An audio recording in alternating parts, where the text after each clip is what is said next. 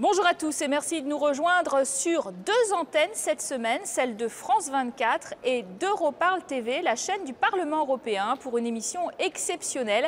Car l'actualité de l'Europe, c'est notre libre circulation à tous, Patrick. Oui, Caroline, après une vague d'immigrants sans précédent venus de Tunisie et de Libye, la France et l'Italie s'étaient opposées frontalement. Sur leur demande, Bruxelles a réouvert le dossier de l'espace Schengen. Alors, faut-il réinstaurer les contrôles aux frontières de l'Union et dans quel cas de figure exactement ? En attendant, le Danemark a pris les devants et décidé de contrôle à la frontière avec l'Allemagne et la Suède, s'attirant d'ailleurs les foudres de la Commission européenne, gardienne des traités. Alors à nos côtés, pour en débattre aujourd'hui, trois parlementaires européens. Isabelle Durand, bonjour. Bonjour. Vous êtes députée européenne belge pour le groupe des Verts et de l'Alliance libre européenne. Marine Le Pen, bonjour. Vous êtes eurodéputée française du Front National en France et vous siégez, votre parti siège dans l'hémicycle de Strasbourg dans un groupe qu'on appelle les non-inscrits. Juan López Aguilar, bonjour. Vous êtes député européen espagnol de l'Alliance progressiste des socialistes et démocrates. Alors vous êtes président de la Commission de la Justice et des Affaires intérieures, rapporteur sur ce thème. Première question à vous, question un petit peu large. Était-il urgent de réformer Schengen? Non, je ne crois pas. Et la Commission Libé a dit que nous ne croyons pas qu'il est urgent de réformer Schengen. Il est urgent de renforcer Schengen parce que c'est un fruit de la meilleure Europe. C'est un fruit qui expresse clairement l'idée que l'Europe n'est pas seulement marché unique, monnaie unique, mais surtout liberté des citoyens, libre circulation des personnes. Il y a un nouveau cadre, c'est le traité Lisbonne en vigueur depuis 2009.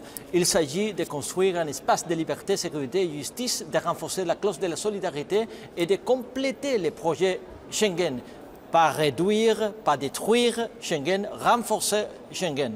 Alors, Madame Le Pen, à la suite du conflit qui a opposé la France à l'Italie, suite à l'arrivée de 35 000 migrants, faut-il le rappeler, 35 000, la Commission a décidé de revoir, de recontrôler ce traité, de le changer quelque part en disant quand il y a un État qui est particulièrement défaillant, eh bien, on peut changer ça. Normalement, vous devriez être contente. Non, mais je ne crois pas du tout à la volonté de la Commission de poser des conditions supplémentaires à Schengen. Parce que la réalité, c'est que c'est la liberté ou c'est le contrôle. Il n'y a pas de demi-mesure, si vous voulez. Soit il y a une liberté de circulation totale, soit il n'y a pas de liberté de circulation totale. Et donc, la possibilité pour chacun des pays de pouvoir contrôler ses frontières. Le conflit que vous évoquez entre la France et l'Italie, d'ailleurs, n'a pas réellement été un conflit. Monsieur Berlusconi a fait quelque chose de très symbolique. Il a accordé la régularisation des papiers à titre provisoire à l'ensemble des Tunisiens qui arrivaient, sachant pertinemment que ça les autorisait évidemment à se transporter dans n'importe quel pays de l'espace Schengen et tout particulièrement la France, puisque c'est la destination privilégiée de l'immense majorité de ceux qui arrivent évidemment en Europe. D'accord, mais pour vous, c'est tout ou c'est rien, donc également tout. C'est tout ou c'est rien, c'est pas pour moi. C'est que je ne vois pas quelles conditions pourrait imaginer la Commission qui puisse laisser persister l'idéologie qui est la sienne de la libre circulation totale que je conteste en ce qui me concerne, parce que je vois bien, encore une fois, que face à un afflux d'immigration, l'Union européenne est dans l'incapacité totale de protéger les frontières de l'Europe. Rétablissement de toutes les frontières, c'est ce que vous dites. Oui, rétablissement des frontières intérieures. Est-ce que c'est viable, Isabelle Durand, de rétablir, de sortir de Schengen en quelque sorte, de revenir en arrière sur Schengen? Est-ce qu'on ne risque pas un certain isolement moral, non seulement c'est pas économique? réalisable, mais c'est pas souhaitable. Et Madame Le Pen, il n'est pas vrai de dire que c'est tout ou rien. Aujourd'hui, Schengen prévoit déjà la possibilité, on n'a pas besoin de le changer pour ça, prévoit déjà la possibilité, en cas de circonstances particulières, en le notifiant, de réinstaurer certains contrôles aux frontières. Donc ne disons pas que c'est tout ou rien. Ce n'était d'ailleurs pas tout ou rien avant, puisqu'il est déjà possible de le faire. Autrement dit, la demande et le petit jeu entre la France et l'Italie sur le thème, à cause des 25 ou 35 000 Tunisiens qui arrivent, il va falloir tout remettre en question, est évidemment un très mauvais débat, est inutile, d'autant plus que moi, ce que je demande, c'est qu'on revoie Schengen, mais qu'on le revoie pour le renforcer, pour organiser un peu de solidarité entre les États membres. Vous savez, 27 000 Tunisiens, si on les répartissait, puisque vous avez tellement peur que la France doive tout prendre, puisque vous pensez d'abord à la France, moi je pense d'abord à l'échelle européenne, parce que je suis députée européenne, eh bien si vous pensez à l'Europe, vous vous dites, sur 27 000 Tunisiens, si chaque État membre prenait 1000, ça fait 1000 par pays. Mais vous madame, n'allez pas me dire les qu'on maintenir absorbe dans pas. ces pays, puisqu'ils auront la libre circulation, ils iront exactement où ils veulent. Eh bien oui, mais pourquoi pas? Voilà. Enfin, en Donc On ce les que vous dites est établira quelque absurde. part, on les établira et chacun prendra sa part de Et responsabilité. votre proposition est absurde, madame, Absolument puisque pas. installés dans un pays, ils pourront Et pourquoi est-ce qu'ils immédiatement voudraient aller tous venir dans le pays qu'ils Pourquoi veulent. voulez-vous qu'ils viennent tous en France? Ils sont Mais pas- madame, Il n'y a parce pas que la d'immigrés en France- Allemagne, parce que il n'y a la pas d'immigrés France- en Belgique, je peux vous dire qu'il y Parce en que a. la France Il n'y a pas d'immigrés est en Suède. probablement le pays le plus attractif Ah bon qui existe aujourd'hui dans C'est l'Union pas vrai, européenne. C'est pas vrai. hein. C'est même pas vrai. Alors, monsieur Vous Guérin. m'avez posé la question de si je suis d'accord avec la révision de Schengen. Et je vous répondu non. Mais je réponds aussi qu'il n'est pas vrai que c'est un flux sans précédent. La circonstance qui expliquerait cette décision de la Commission de réviser Schengen, parce qu'on a vu de ces flux. Je viens des îles Canaries, je suis né, j'habite aux îles Canaries. Et aux îles Canaries, on a reçu depuis 2000 jusqu'à 2006 30 000 Africains par an. Et nous n'avons pas demandé la révision de Schengen, nous avons géré cette situation. Eh bien, justement, nous avons une question. À l'origine de cette crise migratoire, des persécutions de régimes autoritaires comme la Libye et bien sûr les révolutions arabes dont on ne peut que se réjouir, bien sûr, d'un point de vue démocratique, je vous propose d'écouter l'ONG Amnesty International qui rappelle un contexte assez exceptionnel et qui vous adresse à tous trois une question. C'est notre collègue Lavinia Hoyos qui l'a interviewé. On l'écoute. Bonjour, je suis Philippe Hensmans, directeur d'Amnesty International Belgique francophone. Alors ma question est la suivante. Alors que la Tunisie et l'Égypte ont accueilli 650 000 demandeurs d'asile venant de Libye et la plupart des gens ont été hébergés chez les citoyens tunisiens et égyptiens, chez eux, non, 90%. L'Europe semble bloquer et remettre en question les accords de Schengen, une des plus belles victoires de l'Union européenne, la libre circulation des personnes, parce que 35 000 personnes, la moitié d'un stade de foot, essayent de demander une protection temporaire à l'Europe. Alors, est-ce que c'est une crise de l'asile ou pas plutôt une crise de compétences politiques ? Ah, bonne question, Madame Le Pen. 35 000, la moitié d'un stade de foot. Oui, on n'est même pas fichu de leur trouver, de les héberger au Là, titre il de y a un vrai l'asile. problème de fond, là, quand même. Parce que ce monsieur, en réalité, pose une mauvaise question. Quel est le rapport entre ce qu'il vient de dire et Schengen? Ce qu'il est en train de nous dire, c'est que nous devrions être dans l'obligation morale, en quelque sorte, nous, l'Europe, d'accepter des immigrés clandestins. Ça n'a plus rien à voir avec Schengen, excusez-moi. sommes dans Ça n'est pas le l'obligation. problème. Ça n'est pas le problème de l'espace Schengen. C'est le problème qu'il pose là, c'est l'idée que nous devrions, encore une fois, nous voir imposer moralement l'accueil d'un certain nombre de populations pour X raisons. Je vous signale, demandeurs d'asile, je vous signale, potentiels, madame, demandeurs qu'ici, d'asile sur ce potentiels. plateau, il y a une personne qui est allée à Lampedusa, c'est moi. Je suis allée voir exactement qui étaient ces migrants, pour me faire une idée par moi-même. Eh bien, ce n'étaient pas des migrants qui fuyaient la dictature. C'était des jeunes Tunisiens de 20 à 30 ans. C'est une immigration économique que nous sommes en train de vivre. Ce sont des jeunes qui veulent essayer de trouver de l'emploi en Europe. Madame Le Pen, ce qu'il a dit, il n'a pas fait de la morale. Il nous dit simplement, d'un côté, il y a 650 000 personnes qui ont été accueillies en Tunisie et il y en a 30 000 qui sont en effet arrivées par Lampedusa, comme d'autres avant, aux îles Canaries ou ailleurs. Et donc ce qu'il nous dit simplement, c'est, d'un côté, il y en a eu 650 000, vous en avez 35 000 demandes. Alors ces personnes-là, c'est vrai qu'elles ne sont pas toutes des réfugiés demandeurs d'asile au sens strict du terme. C'est probable, c'est même presque certain. Et donc ce que je pense, c'est que oui, quand on soutient, en tout cas c'est mon cas, c'est le cas je pense aussi de mon collègue, quand on soutient un mouvement démocratique en Tunisie, en Libye ou ailleurs, on soutient aussi, on prend ce qui va avec. Et ce qui va avec, c'est des mouvements de population provisoires. Et c'est bien pourquoi moi je suis demandeuse que la Commission européenne active la possibilité d'une protection temporaire, comme on l'a fait à l'époque de la guerre en Bosnie, qui permet à des gens d'être répartis dans les pays européens, d'y séjourner pendant 1 an, de manière à voir petit à petit comment est-ce qu'on peut par ailleurs aider la Tunisie aussi à reprendre toute sa jeunesse pour que la jeunesse aille construire la démocratie là-bas. Mais ces gens-là, croyez-moi, ils ne sont pas immolés par le feu. Est-ce que ça pour rien. n'est pas l'Europe forteresse, alors que ces révolutions arabes sont porteuses d'espoir, se construit contre ces révolutions arabes avec pour message, on préférait les régimes autoritaires parce qu'ils jugulaient l'immigration. Est-ce que ça n'est pas ça? L'Europe n'est pas seulement un marché avec une monnaie. L'Europe, c'est plus de ça. L'Europe, c'est un citoyen. Et j'insiste à expliquer les éléments de l'équation. À la frontière extérieure de l'Europe, on peut arriver comme demandant d'asile et on peut arriver comme immigrant économique.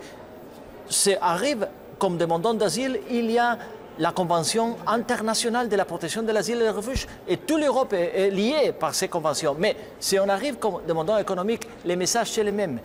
Il n'est pas possible d'accepter de laisser un pays seul, un État membre seul, de faire face à la situation des demandants d'emploi et ne pas inclure, ne pas contempler la clause de la solidarité. C'est une chose, M. Aguilar, mais d'un autre côté, ce que dit Marine Le Pen ici, c'est qu'il faut aussi se donner les moyens de gérer ça. Alors, d'un côté, il y a Frontex, il y a un organisme des contrôles extérieurs des frontières qui a été mis en place. Et pourtant, ça ne fonctionne pas. Est-ce que l'Europe, aujourd'hui, se donne les moyens de faire ça? La réponse est construire plus d'Europe et investir des ressources.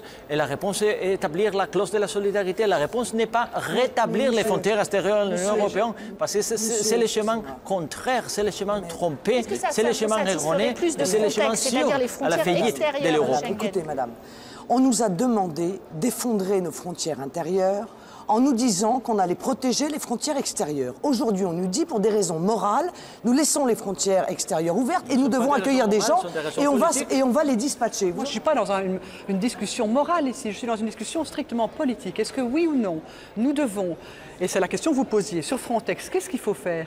Est-ce que c'est une bonne idée de protéger et jusqu'où est-ce que ça fonctionne nos frontières? Moi, je pense que, en effet, ça ne marche pas bien, ça c'est vrai. Et je pense d'ailleurs que ce qui est utile de faire, c'est pas de protéger uniquement nos frontières, c'est aussi de travailler à des allers-retours, à permettre à des personnes, des Tunisiens ou d'autres, de faire des allers-retours, de rentrer chez eux, de venir chez nous, leur permettre de circuler de manière à ce que ces gens-là, en effet, puissent expérimenter et puissent bénéficier d'un revenu pendant un certain temps pour ensuite rentrer chez eux. Non, madame, moi je dis que s'il y a une coopération à mettre en œuvre, c'est une coopération qui vise à fixer les populations dans leur pays d'origine.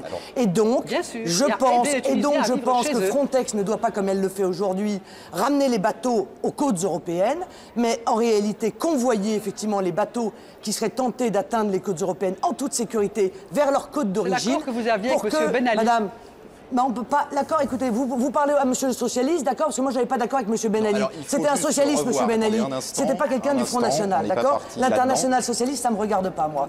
Quoi qu'il en soit, aujourd'hui, la Tunisie, l'Union européenne. Accepter un bateau si on acceptait 1000. La Commission européenne, aujourd'hui, demandait à la Tunisie de reprendre ces migrants. C'est clair, vous êtes maintenant dans la cour des grands, vous prenez vos responsabilités. L'Union européenne fait quelque chose. Il ne faut pas dire que l'Union européenne reste là sans rien faire à ce sujet-là. L'Union européenne a effectivement évolué. À partir du moment où ils ont mis le pied sur le territoire de l'Union européenne, c'est terminé. Et vous le savez bien. Nous ne les retrouverons pas d'ailleurs. Ils se sont déjà disséminés. Ils sont à Paris. Que les États travaillent ensemble, c'est ce qu'il faut tout simplement un développement de cette coopération. Ça, c'est comme ça que ça se passe sur le papier. Tant que les États ne seront pas d'accord de travailler ensemble, c'est ce que disait M. Lopez Aguilar, ça ne pourra pas fonctionner. La gestion de la frontière extérieure, ce n'est pas la politique entière.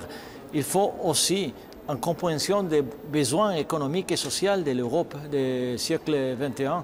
Tous ces immigrants sont arrivés en Europe parce qu'ils en avaient besoin, parce qu'ils ont servi l'économie et la croissance, parce qu'ils ont servi la fabrique sociale et la structure sociale des pays membres. Il faut compléter l'œuvre par complétant la dimension européenne de cette politique. La gestion de la frontière extérieure avec Frontex, c'est seulement un instrument. Mais l'intégration sociale de l'Europe, ça c'est en politique, l'intégration sociale de l'Europe. Et la réponse ne peut pas être de déclarer un appui à la démocratisation de la rivière nord-africaine et tourner les yeux sur la dimension humanitaire, sur la dimension humaine de ce mouvement de changement de la rivière. D'ailleurs, tout de suite, une autre question très concrète sur cette réforme de Schengen et surtout comment faire face au prochain afflux possible, un nouveau choc migratoire. Elle nous vient de l'Organisation internationale pour les migrations. Regardons. Bonjour, Pascal Rentiens de l'Organisation internationale pour les migrations. Nous sommes actifs entre autres dans la région méditerranéenne. On se rend compte pour l'instant qu'il y a des arrivées massives de flux migratoires dans certaines régions. J'aurais voulu savoir qu'en sera-t-il des mécanismes de solidarité entre les États membres lors de la réforme Schengen qui est proposée pour l'instant. Alors, Madame Durand, la question est concrète. Dans le cas de l'Italie, on l'a bien vu, l'Italie a fait un appel à l'aide.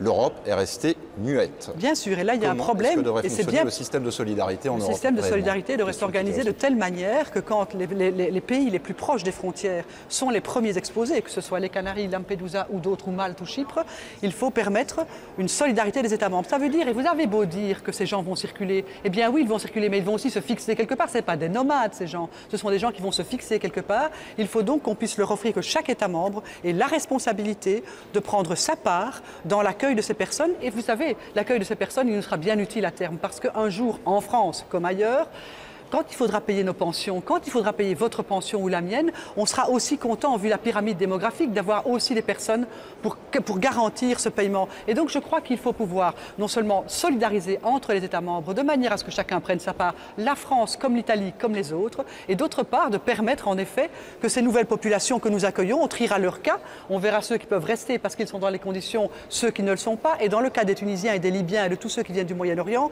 je pense qu'on doit tenir compte aussi de ces révolutions en cours et de la directive de protection temporaire est pour moi une bonne manière de permettre transitoirement à des gens d'avoir un séjour réparti dans les pays européens pour avoir ensuite, le cas échéant, comme on l'a fait pour les Bosniaques. L'Allemagne, elle ne s'est pas écroulée quand elle a pris une centaine de milliers de personnes. Est-ce qu'elle s'est écroulée, l'Allemagne? Est-ce que tout d'un coup, il y a eu une révolution, il y a eu un crash de l'économie? Écoutez, madame, il y a une révolution qui est en cours aujourd'hui en Espagne. Il y a 25% des jeunes qui sont au chômage, d'accord, oui. 25% des jeunes qui sont au chômage. Ça n'est pas à l'égard d'eux que nous avons une responsabilité comme députés européens. Bien entendu. Aussi, non, d'abord, on a une responsabilité à leur égard. D'abord, madame, 25% des gamins qui n'ont pas d'emploi.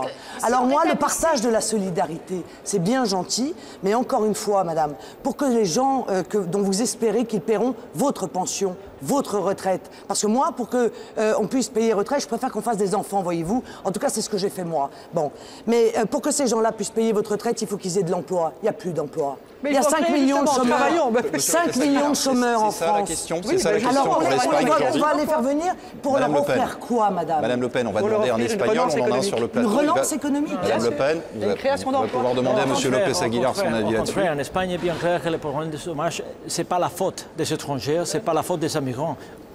En tout cas, les immigrants ont été damagés aussi par le chômage en Espagne. En Espagne, il y a le chômage, mais il n'y a pas la xénophobie.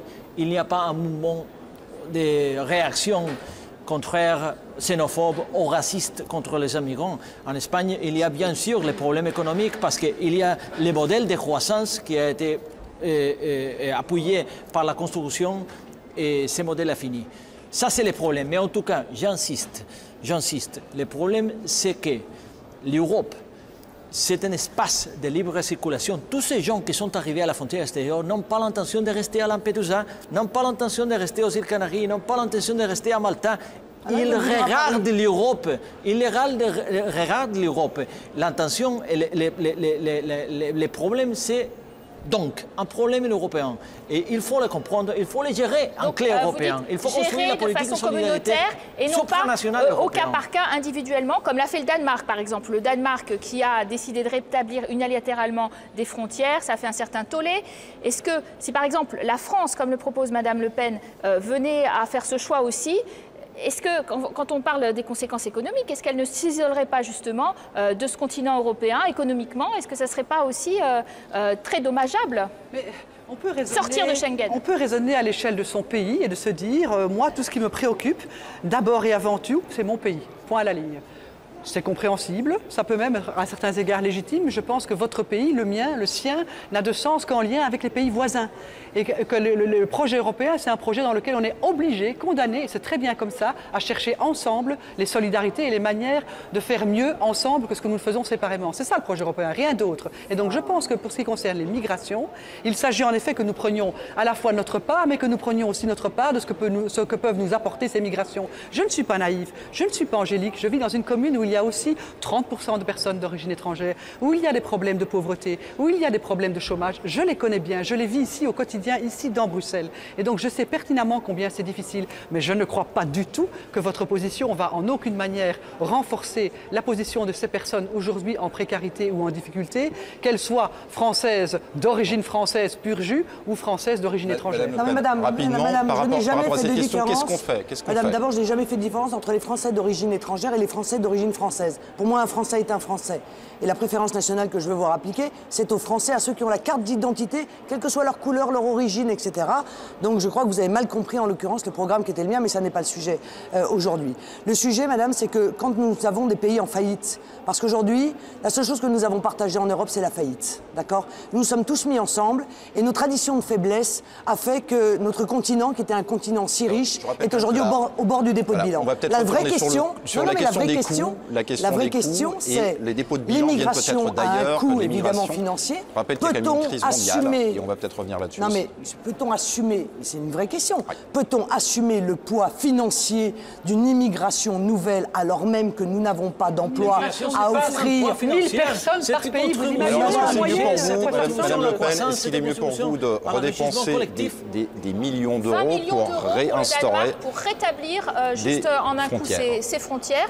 18 millions d'euros tous les ans.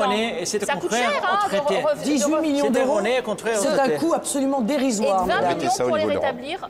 Madame, c'est un coût absolument dérisoire au regard du budget de notre pays, dérisoire. Voilà. Pour le Danemark, ça vaut ces messieurs unilatérales de la Danemark, c'est une réponse erronée et aussi même contraire au traité. Mais je vais vous rassurer, je pense que ça n'est pas suffisant et qu'effectivement, une politique dissuasive d'immigration devrait être mise en place.